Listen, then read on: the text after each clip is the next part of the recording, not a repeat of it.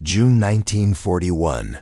The sun rises over the vast plains of the Soviet frontier, casting long shadows across the endless wheat fields. German columns grind forward in tightly packed formations, engines humming, treads biting into the dry summer soil.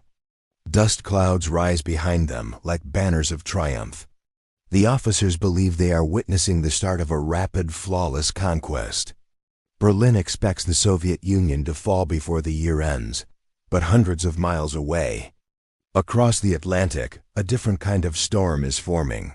Inside a cavernous industrial hall in Detroit, giant presses slam steel into shape with mechanical precision.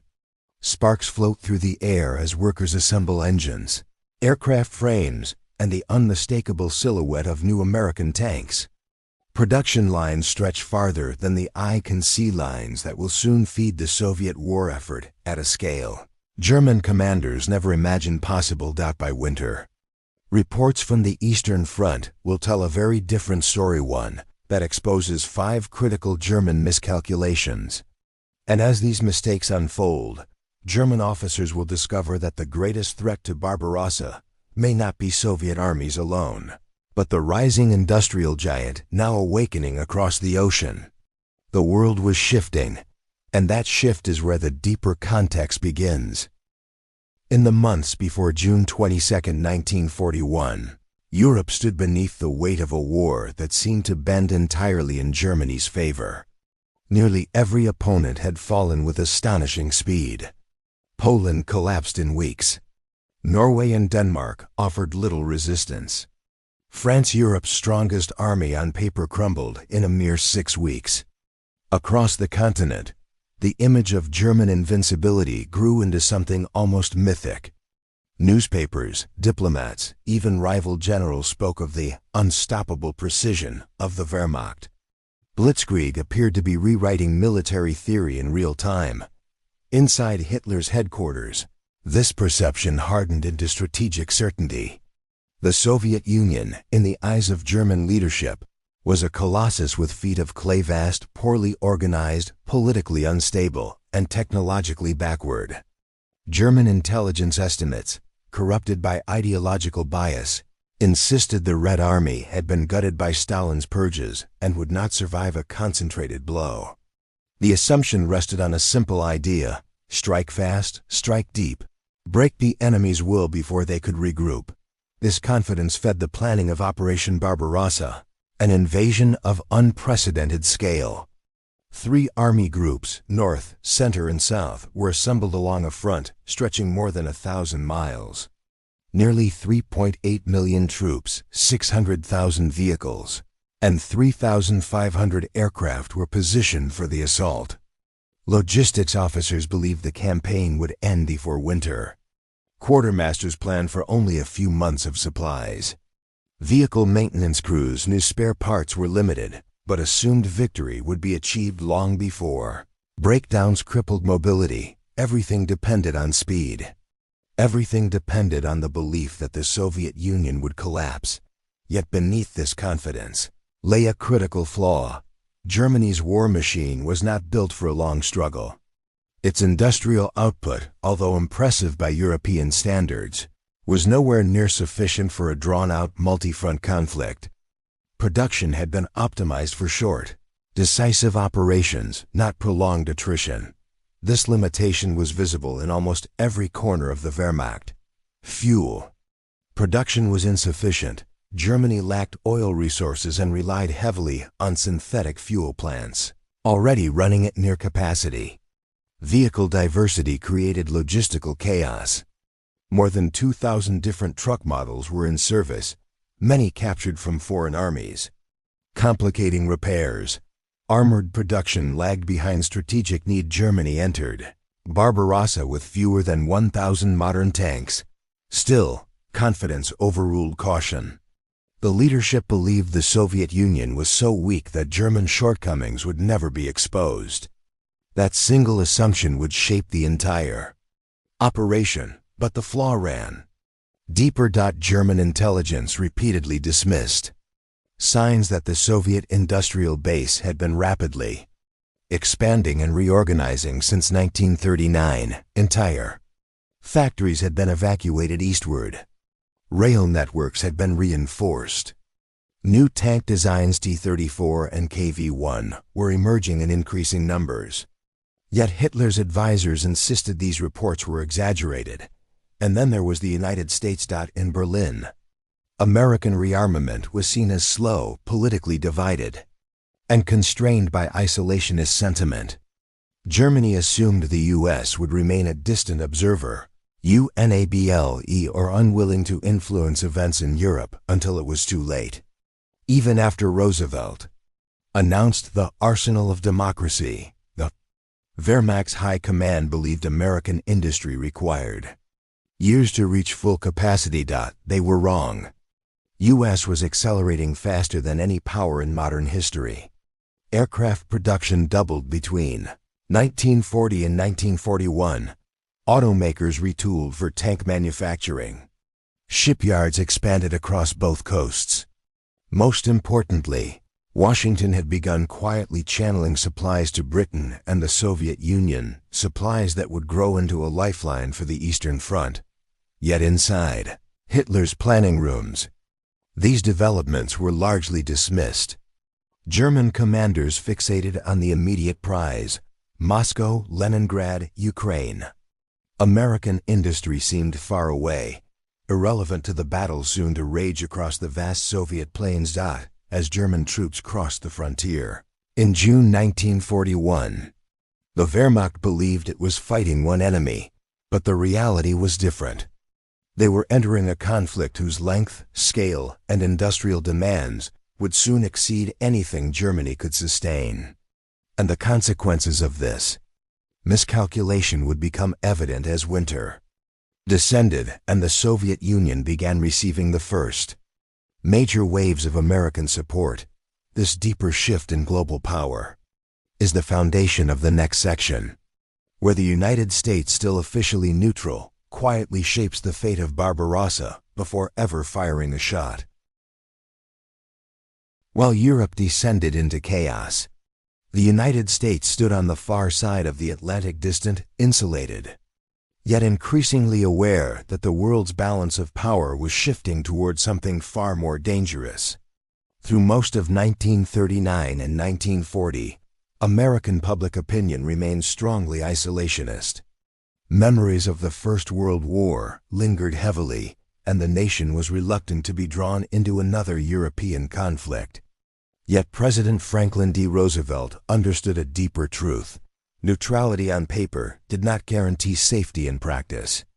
The world's democracies were collapsing one by one, and a German-dominated Europe would threaten global stability, American trade, and the very notion of strategic security. Roosevelt began preparing long before Germany realized it. In 1940, the United States initiated the largest peacetime rearmament program in its history.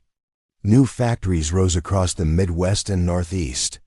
Auto giants Ford, Chrysler, General Motors were approached with a bold proposition: convert civilian production into military manufacturing on a scale no nation had ever achieved.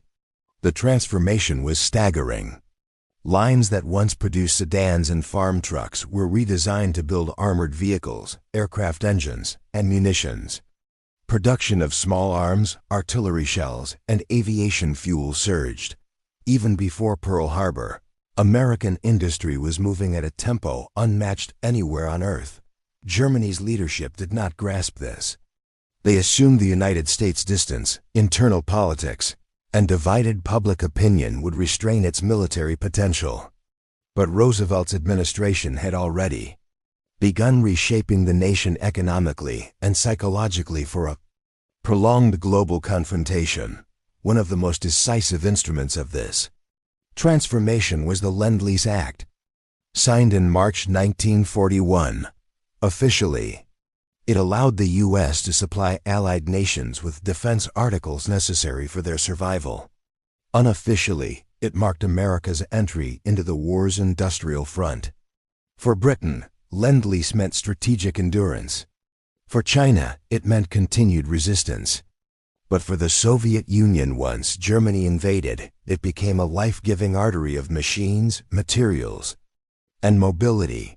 Though the first major deliveries to the USSR were limited in early 1941, preparations were underway months before Operation Barbarossa began. American intelligence assessed that if Germany succeeded in defeating the Soviet Union, it would dominate the Eurasian landmass for decades. Strategic planners concluded the same thing Roosevelt feared: a triumphant Nazi Germany would be a superpower rival that could control European resources, dictate Atlantic trade, and potentially threaten the Western Hemisphere.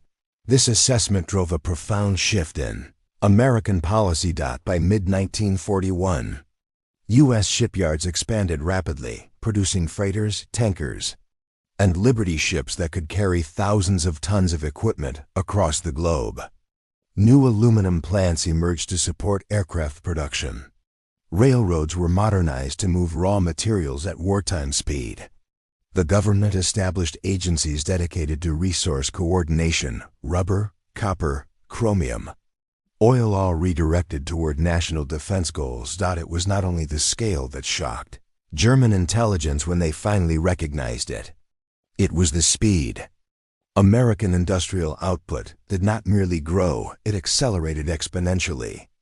Aircraft production doubled between 1940 and 1941. Engine plants were producing thousands of units each month. And tank designs, refined through collaboration between engineers and military officers, evolved in ways that hinted at long war planning rather than short campaigns. Every month, the U.S. moved closer to becoming the world's largest military-industrial force. And all of this began before a single American soldier fought Germany directly. Meanwhile, inside the German High Command, assessments of American capacity remained deeply flawed. Reports described the U.S. military as outdated, undertrained, and technologically inferior. Generals insisted that American participation, should it ever occur, would be too late to influence the outcome of the war in Europe.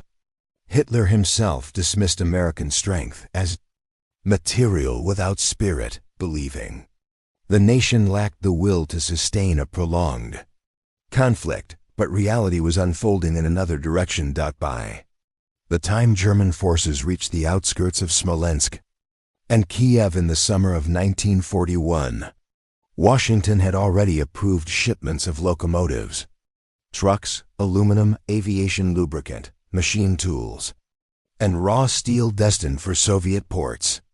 These supplies would not immediately tip the scales, but their presence marked the beginning of a logistical revolution on the Eastern Front.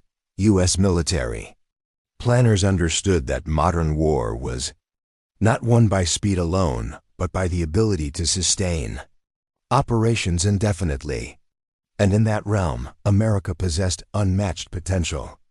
Germany, built for short lightning wars, was entering a confrontation that would demand endurance beyond its limits. This expanding American momentum would soon intersect with the growing instability within Operation Barbarossa, an intersection that revealed the first cracks in the German plan and exposed the miscalculations that would leave commanders stunned. What follows is a deeper view of these fractures, examined through multiple angles. When German troops surged into the Soviet Union in June 1941, they carried with them the psychological momentum of an undefeated army. Yet within weeks, the reality of the Eastern Front began carving deep lines of fatigue across their faces. Endless marches, unreliable supply chains, and rapidly deteriorating equipment forced soldiers into a state of constant improvisation. Boots wore out faster than replacements arrived. Field kitchens struggled to feed entire divisions spread across hundreds of kilometers.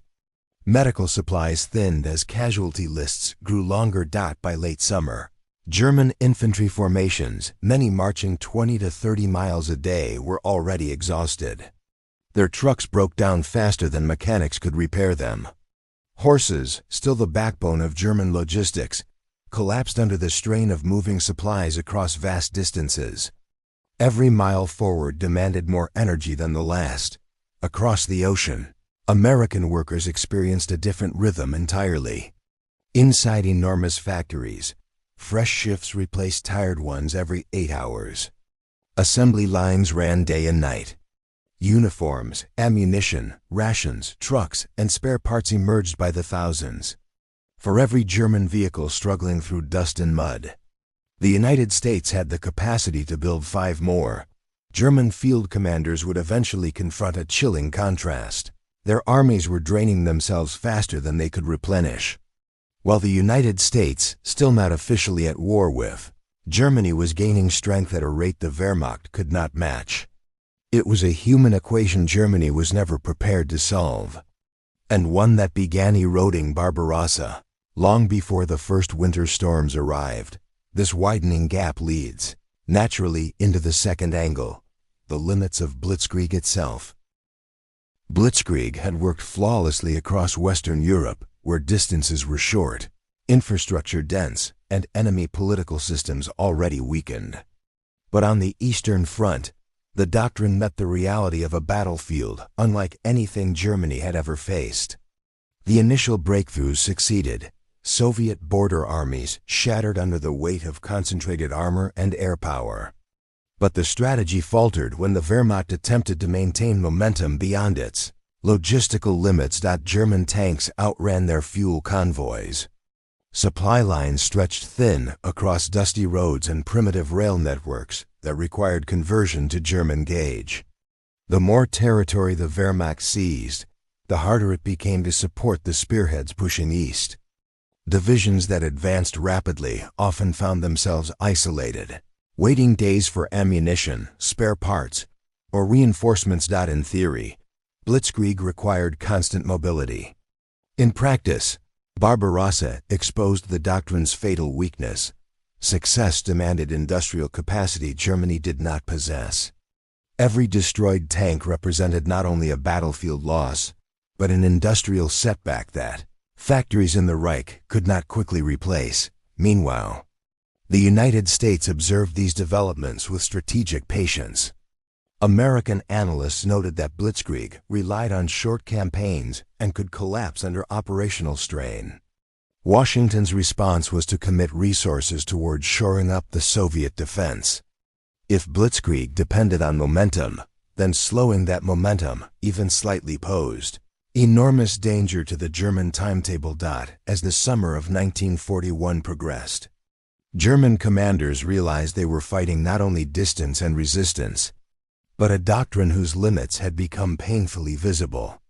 And those limits set the stage for the next angle, the technological and industrial disparity emerging across the ocean. In 1941. The German military still enjoyed a reputation for technological superiority. Its tanks had dominated Poland and France, its aircraft had secured the skies, and its artillery had crushed fortifications across Europe. But much of this perception masked a deeper industrial fragility. German factories operated at maximum capacity using diverse, inefficient designs that slowed production and complicated repairs. The United States embraced a different philosophy: simplicity, standardization, and mass output. American tanks and trucks were not always superior individually, but they were built in colossal numbers. Standardized spare parts meant rapid repairs. Engines were interchangeable. Production techniques borrowed from automobile manufacturing allowed assembly lines to deliver vehicles unprecedented scale. This contrast became most visible in logistics. By late 1941, the Soviet Union began receiving shipments of Studebaker trucks, vehicles that performed reliably in the harshest conditions. German intelligence officers were stunned by reports describing columns of Soviet troops moving with unexpected speed and coordination. Many did not know the trucks were American. Aircraft production revealed an even wider disparity. While Germany built excellent fighters, it lacked the industrial depth to replace losses quickly.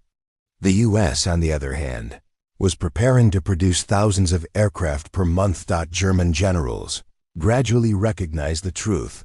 They were facing not just the Soviet Union, but the industrial future of modern warfare, and the United States was leading it.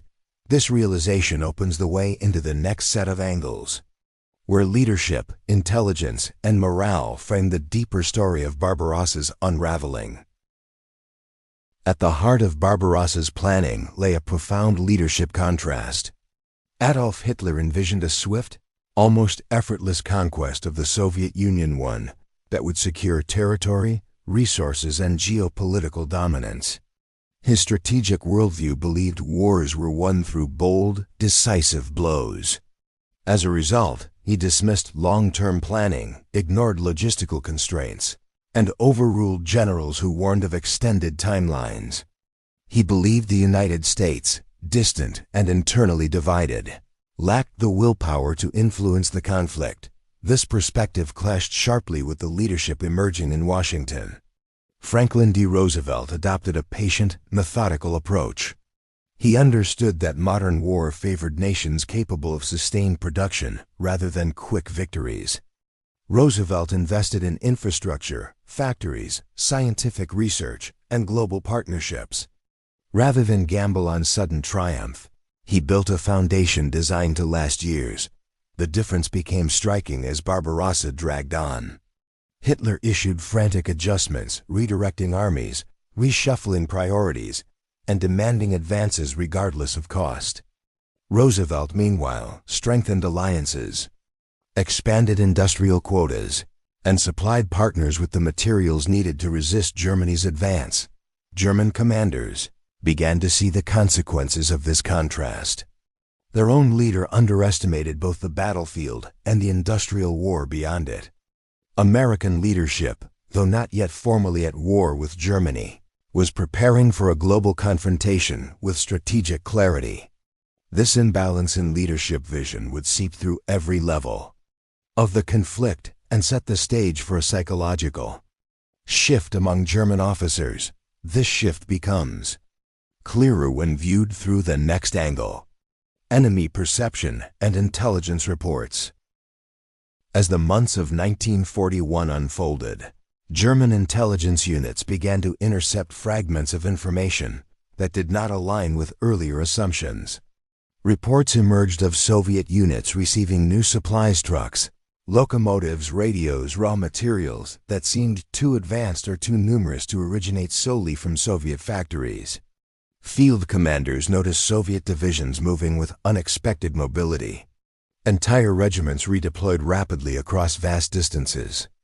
Artillery units seemed better supplied than anticipated. At first, these observations were dismissed. German officers believed the Soviet Union could not possibly sustain a prolonged war.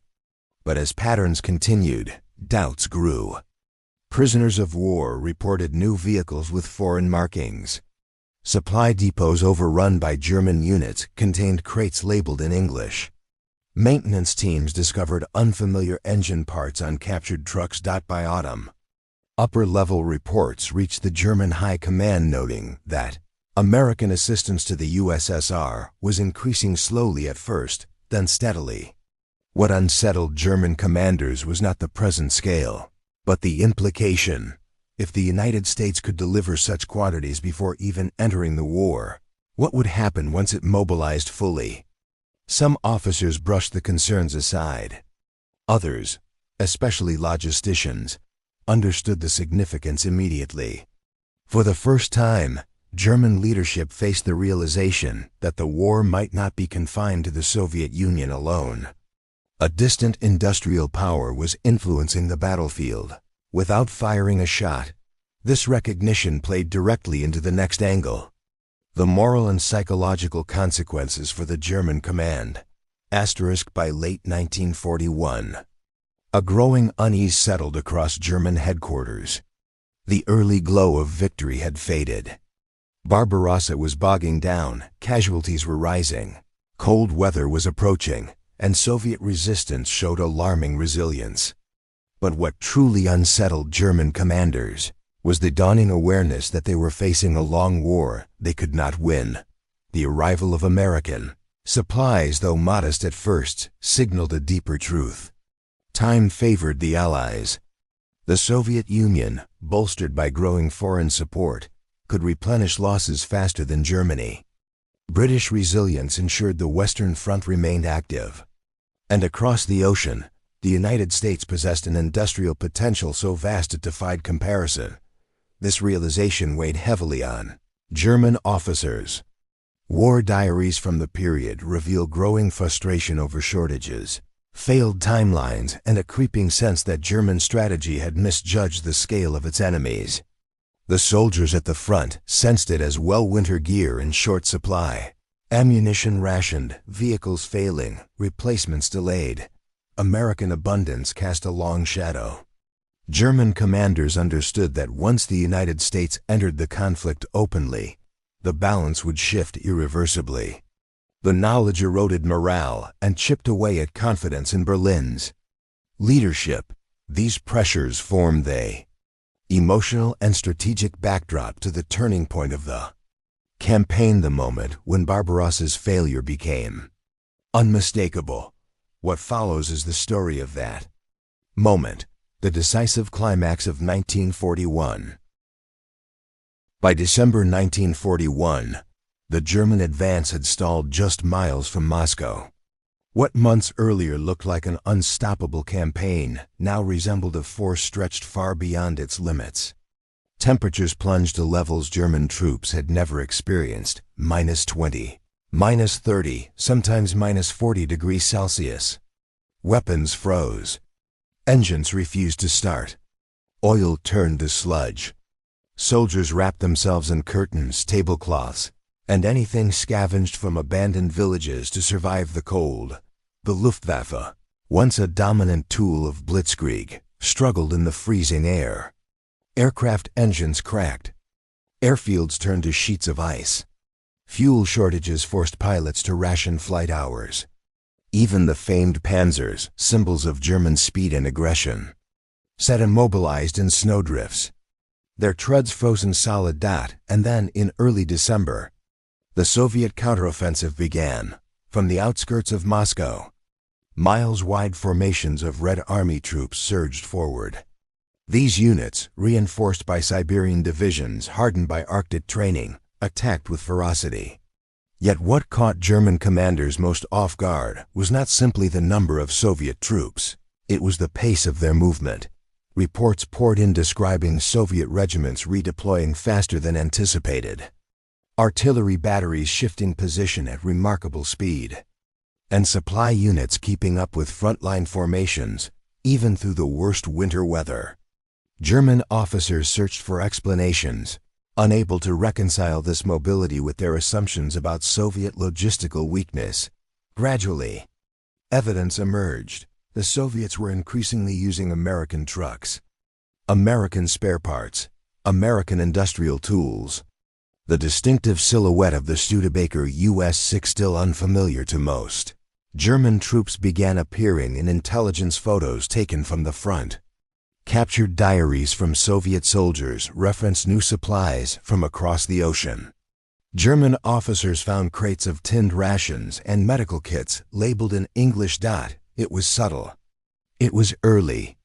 But the impact was visible. While the Wehrmacht froze and starved, Soviet divisions moved with renewed efficiency. The German High Command, already overwhelmed by crises stretching from Leningrad to Kiev, began to face a slow, disturbing realization. Their assumptions about both the Soviet Union and the United States had been dangerously flawed. Hitler insisted the offensive continue. His generals, however, understood the truth more clearly. Barbarossa had failed to achieve its objectives before winter, a scenario their entire strategy was built to avoid. Now the Wehrmacht was fighting two enemies, the Red Army in front of them, and the industrial collapse creeping up behind them. As the Soviet counterattack intensified, German field reports grew increasingly grim. Infantry formations retreated in disorganized clusters. Entire divisions were encircled and destroyed. Horses died in the snow, their bodies frozen stiff. Artillery batteries ran out of shells. Panzer crews abandoned tanks they could no longer maintain. The contrast was stark. The Soviet Union, despite catastrophic losses earlier in the year, was showing signs of stabilization, helped by an industrial base moving eastward and by the first waves of American supplies arriving through Murmansk and Persia. German generals who had dismissed the significance of U.S. production now saw its early effects, reflected in the resilience of the enemy before them. Then came December 7th, 1941. News reached Berlin. The Japanese attack on Pearl Harbor had brought the United States fully into the war. At first, there was celebration among Nazi leadership. Hitler believed that American involvement would stretch Allied resources thin and guarantee Japan's cooperation against the Soviet Union. But within the German high command, a quieter, more chilling understanding took hold. Officers who had studied American industry understood immediately what the declaration of war meant. The United States, the world's largest industrial power, was now officially a belligerent. No longer limited to supplying allies indirectly. It would mobilize its full might for global war. Germany, already buckling under the strain of the Eastern Front, would now face a nation capable of producing more planes, more tanks, more ships, and more vehicles than the Axis could ever hope to match. For German commanders, the moment represented a turning point more decisive than any battlefield engagement. The winter crisis of 1941 had exposed the limits of the Wehrmacht. The entry of the United States into the war ensured those limits would never be overcome, and with this realization, the stage was set for the full collapse of Barbarossa's ambitions, a collapse explored in the second half of the climax. The winter of 1941 did more than freeze machines and halt advances. It shattered the illusion of German invincibility. As the Soviet counteroffensive surged westward, German command posts across the front received fragmented, often chaotic messages of collapsing lines, lost battalions, and desperate requests for reinforcements. Yet reinforcements no longer existed. The divisions earmarked for exploitation in Moscow had already been consumed, and every reserve unit was fighting simply to hold ground. Inside Hitler's headquarters at Rastenburg, the mood turned grim. Maps once marked by confident arrows pointing toward Moscow now displayed tangled lines of retreat. Hitler reacted with fury, issuing orders forbidding withdrawals and demanding counterattacks at points where units had neither fuel nor ammunition. These orders, shaped by political fantasy rather than operational reality, deepened the crisis. But what troubled German generals most was not the immediate Soviet pressure, it was the broader realization forming in the background. The United States had entered the war, and the consequences were unfolding faster than they could fully comprehend. American industrial reports, once dismissed as exaggerated, now circulated through German intelligence channels with alarming clarity. Aircraft production was rising month by month. Shipyards were launching freighters at record pace. Tank factories in Detroit operated continuously. Analysts warned that by 1943, the United States would outproduce Germany several times over in every critical category of modern warfare. German logisticians understood the implication. Immediately, a war of attrition was unwinnable. Barbarossa had been designed to avoid such a conflict entirely, to crush the Soviet Union before American strength could influence events. But the deadline had passed. Winter had arrived early. The Soviet army was stabilizing, and the United States was preparing to flood the Eastern Front with supplies on a scale no nation in history had ever attempted.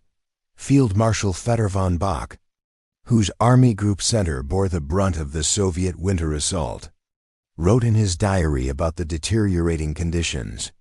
He noted that German units were fighting in temperatures their equipment could not withstand, against an enemy growing more organized each week. His concerns were echoed by generals across the front. Some privately admitted that even if the Soviet Union alone could eventually be defeated, Germany could not hope to compete with the combined industrial power of the USSR, Britain, and now the United States. On the battlefield, the consequences were already visible. The Soviets, supplied by the first significant waves of American trucks, were able to redeploy forces with unprecedented speed. Entire armies shifted across icy roads in days rather than weeks. German intelligence intercepted reports of increased Soviet fuel reserves, another indicator that Lend-Lease shipments were beginning to influence the front. Factories relocated beyond the Ural Mountains continued producing tanks and aircraft, while American machine tools improved output in ways German analysts had not anticipated. Meanwhile, the Wehrmacht's logistical backbone was collapsing. Supply trains froze on the tracks. Horses, the lifeblood of German transport, died by the tens of thousands. Trucks required constant maintenance that field workshops could not provide. Artillery lacked shells. Infantry lacked warm clothing. Even bread became scarce. This growing disparity, Soviet resilience reinforced by American material, created a psychological fracture within the German officer corps. Many had believed deeply in the superiority of German arms, doctrine, and discipline. Yet superiority could not replace ammunition. Morale could not heat frozen engines.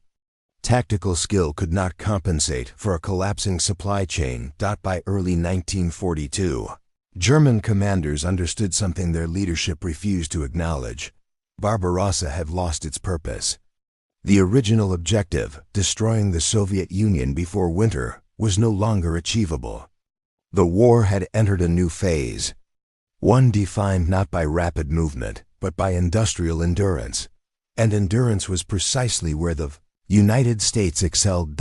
As American factories accelerated to full wartime output, the strategic balance of the conflict shifted decisively.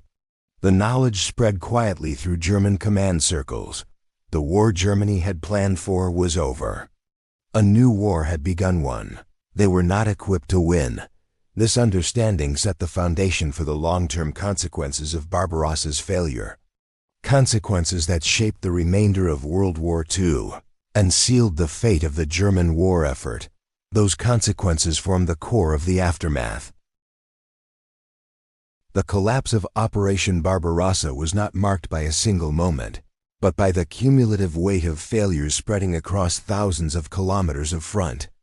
By early 1942, every German army group on the Eastern Front was operating under conditions drastically different from those envisioned in the original plan. What was meant to be a swift conquest had transformed into a fight for survival. Army Group Center, once poised to seize Moscow, now struggled to maintain defensive lines against relentless Soviet pressure. Units that had begun the campaign at full strength were reduced to fragments. Some infantry divisions operated at barely half their authorized manpower. Panzer divisions, which had spearheaded the summer advance, possessed only a fraction of their original tanks. Mechanics scavenged parts from wrecks. Crews cannibalized broken vehicles to keep a few operational. The immediate cost of failing to capture Moscow was profound. Without the Soviet capital, Germany lacked the political collapse it expected. Instead, the Soviet government dug deeper into national mobilization. Entire industries relocated east far beyond German reach, ensuring a continuous supply of weapons, aircraft, and armored vehicles. Red Army training programs expanded rapidly, with new divisions forming at a pace that stunned German intelligence. And alongside these efforts came something Germany had not adequately anticipated: the growing influx of American aid.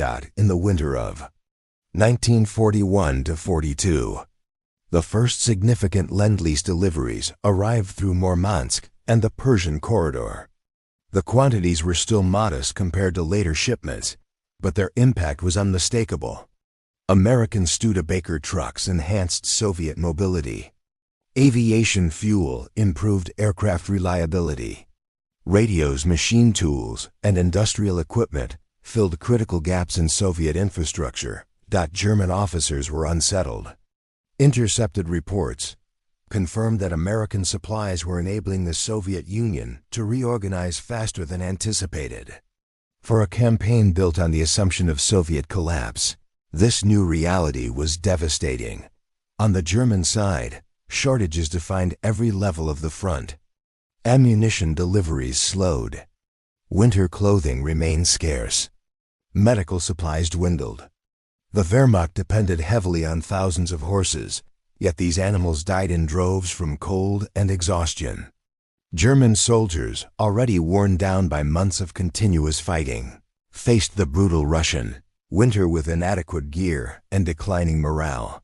What troubled commanders most was the strategic deadlock.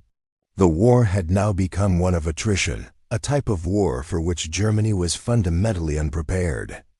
Its industrial base was too small. Its access to resources too limited. Its production capacity too constrained. Meanwhile, the Soviet Union was demonstrating unexpected resilience, supported increasingly by American industry. Hitler's response only deepened these challenges. He refused to allow tactical withdrawals, ordering units to hold ground even when encircled or under extreme pressure.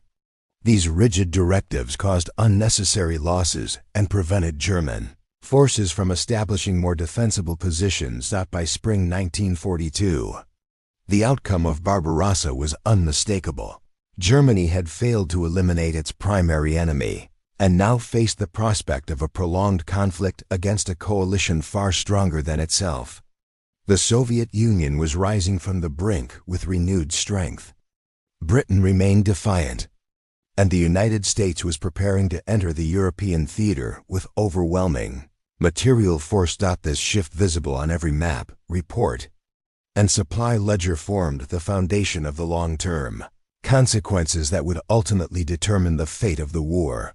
Foe stronger. Lasting effects are the focus of the next section. The failure of Operation Barbarossa was more than a stalled campaign. It was the turning point that locked Germany into a war it was never equipped to finish.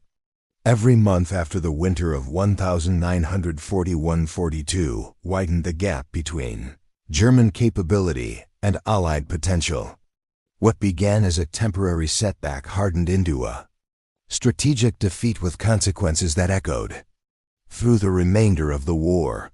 The first and most immediate long-term consequence was the irreversible shift in momentum. Germany had entered the Soviet Union with its finest troops, its best tanks, and its most experienced officers. Those assets, irreplaceable in quality if not in number, were lost in staggering quantities. Elite panzer crews, veteran infantry, and seasoned NCOs, the backbone of the Wehrmacht's fighting strength, were killed, wounded, or exhausted. Replacements, though numerous, lacked the training and experience that had defined German battlefield superiority in earlier campaigns. Meanwhile, the Soviet Union was adapting. Factories relocated beyond the Urals reached full production by late 1942. T-34 tanks rolled off assembly lines in unprecedented numbers. Aircraft production surged.